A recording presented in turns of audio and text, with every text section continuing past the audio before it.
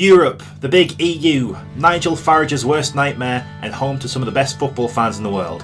With FM26 months away from release, supposedly, we'll see where we end up as we meander through Europe and try to rise to the very top. Rules of the save to make it a bit more interesting are to start with a Sunday League reputation and no coaching badges.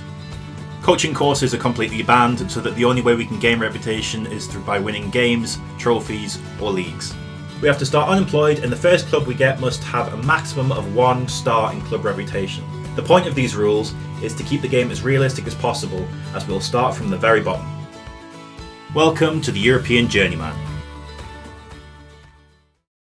Hello and welcome. This is the database setup I've gone with. I've loaded pretty much every league you can load in the vanilla version of Football Manager. I will be removing some of them after we get the first few jobs. Speaking of which, there are a few available. I'm going to try and avoid English teams if I can, because I've done that a million times and I'm sick of it. So I'll be back when there's a couple of interviews. And we're back with a job offer. Abergavenny in the Welsh Second Division, the Southern Division, survived relegation from last year, and they're offering me £300 a week to take over at the Penny Pound Stadium. I think I'm going to take this one. I've had numerous interviews and been turned down, but this seems like the perfect fit, I think. So let's go into negotiations. 1 year contract. They're giving me quite a low percentage of club compensation. So if some other team did want to come in for me, we'd be able to leave quite easily. So let's try and get that down a little bit more, if we can. 30%. I think we're going to take that. Well, not the most exotic start to the European Journeyman, but you've got to start somewhere. They're looking for me to work within the wage budget, grow the club's reputation, which is pretty much impossible not to do because they're at the lowest point. Be competitive in the league, be competitive in the cup, finish mid-table next season. I think that's a pretty fair expectation to give. This is the team then, and it looks like we have a couple of good strikers, all of which have some do have contracts. These 4 will probably be in the team for the coming year, but there seems to be a lot of amateur or expired contracts in the ranks. So I'm going to put together a formation now and we'll see what we've got. So after having a review of the team, I've decided that this team is pretty schwank. There is no talent in this team. This is properly the dregs of football round here. I've looked at the rules of the league. Only 1 goes up as champion. I'm not sure if that's going to be the same for next season. But we only get 5 subs from 7 named. So assuming we just build a squad for an 11 and then the 7 on the bench, that means we're going to have to spread the wage budget of 1.1k a week over 18 players. So we're going to have to pay each player on average £61 a week. For context, Carmarthen, who went up last season as champions quite easily, they had a wage budget of £100,000. We only have 16,000. So we'll be struggling, I think. But stranger things have happened. I think we're going to have to get a lot of free transfers and a lot of loans in, and all of these non-contracted players will be going out. As far as staff goes, we've got Nicky Morgan, who's been at Abergavenny since 2022 by the looks of it, so just over 2 years. He doesn't look great, but we'll put an advert out for a new assistant and everyone else basically, because this coach doesn't look too great either, Gareth Wesson. We can only have 2 coaches. We haven't got any scouts yet, and we haven't got any physios. So I'm going to put a job advert out for each of those positions and we'll see what we get back. It seems like I've upset the apple cart somewhat, with Taylor, Potts and Walker all being transferred out by me, or transfer listed and offered out. They all got upset and wanted to discuss personal matters, and then they were ruining the dynamics, so I've shifted them down into the under-19s. So hopefully they get shifted on. The reason I'm doing it is because their wages are far above what I really want to be paying for them. I mean, Nicholas Potts is 38. He scored 4 goals in 26 games last season as a striker. Lloyd Walker, his striking partner, presumably, he scored 3 in 10. I mean, on paper, they're decent Welsh Premier League players, but the attributes aren't terrible. It is really just the wages that I'm worried about, because we're on shoestrings here. Owen Taylor, again, not happy. and he's supposed to be a good Southern League Welsh Division player. He's just not for me, I don't think. I really feel like we're going to have a whole new squad by the time the first game of the season rolls around.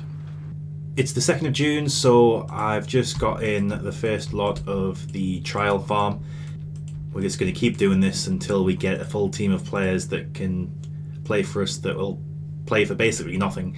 We've got a little contingent here of 5 players who aren't being paid anything to play for us, and they're pretty good, so we're going to try and build the team around these 5.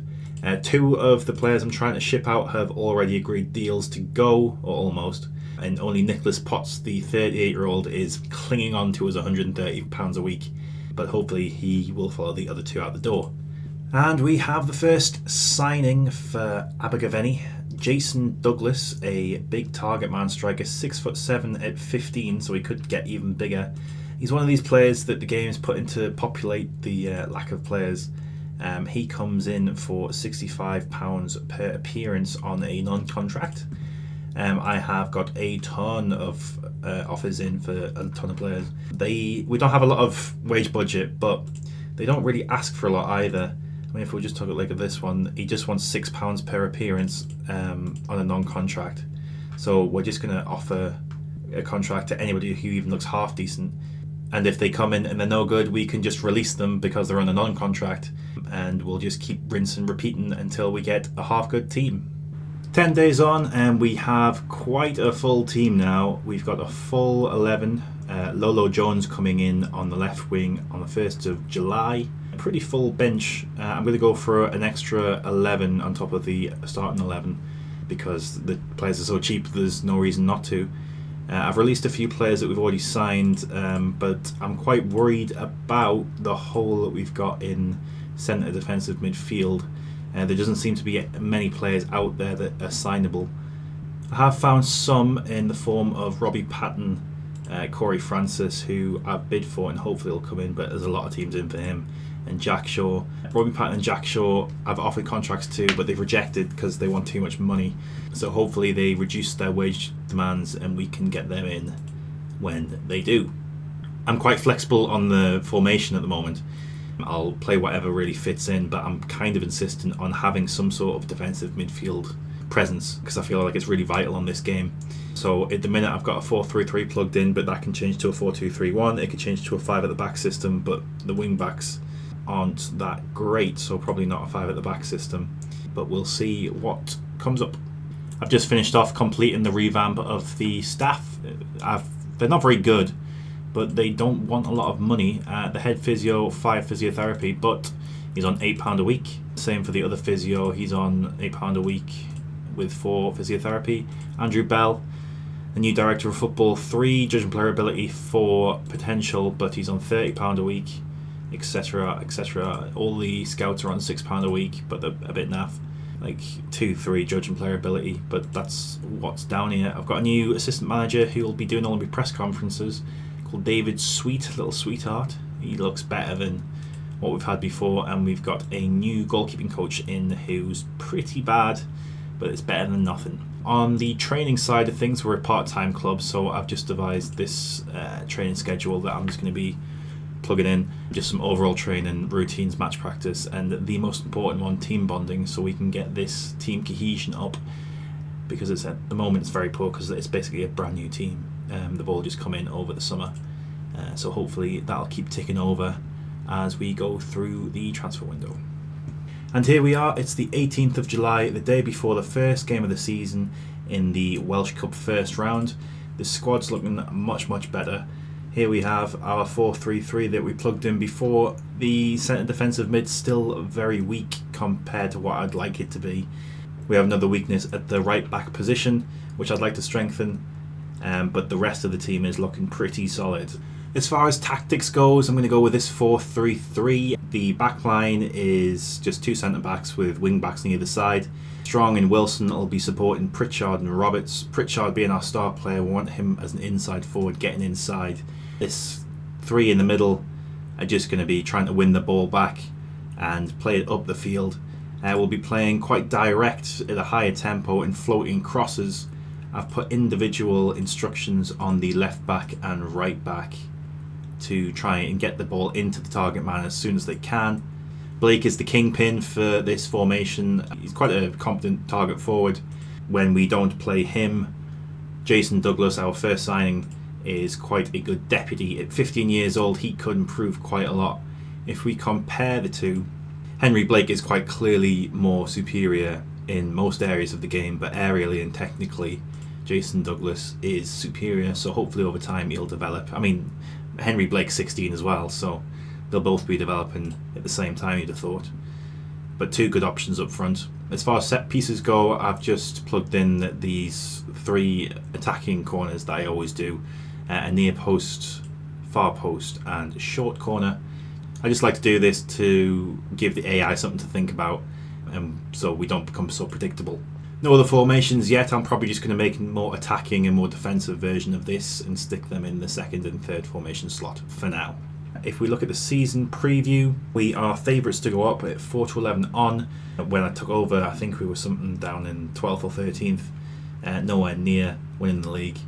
But we've got a couple more players I'd like to bring in, but the squad as a whole is very, very good. Much better than what we had before. The starting lineup looks like this. We have Ridd in goal, Lewis Ridd, Welsh goalkeeper, who's been at various English clubs in the youth ranks.